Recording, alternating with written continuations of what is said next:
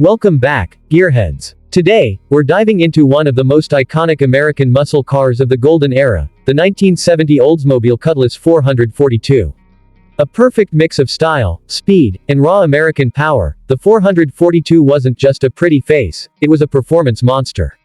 Let's take a full tour, exterior, interior, and under the hood, and see what makes this classic still so desirable over 50 years later. The 1970 model year marked the peak of the muscle car era, and Oldsmobile came out swinging. The Cutlass 442 featured a bold, aggressive look, starting with the dual-scooped fiberglass hood and that menacing split front grille.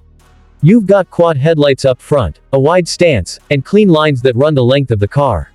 Optional W30 packages added red inner fender liners and functional hood scoops. And of course, the iconic 442 badging, originally standing for 4-barrel carburetor, 4-speed manual transmission, and dual exhaust, though by 1970, the badge had become more of a performance signature than a strict formula. Interior. Inside, the 1970 Cutlass 442 combined muscle with mid-level luxury. You've got a driver-focused cockpit with a sporty 3-spoke steering wheel, wood grain trim, and bucket seats if you opted for the sportier packages. The dash is simple but elegant, analog gauges, a speedo that reads up to 120 miles per hour, and optional tachometer. Center console-mounted Hurst shifter. Oh yes, that's the real deal. Plenty of room in the back for cruising with friends or laying rubber with the whole crew. Performance. Now let's get to the heart of the beast. Under the hood of the 442 was a standard 455 cubic inch, or 7.5-liter, V8, making 365 horsepower and a jaw-dropping 500 pound-feet of torque.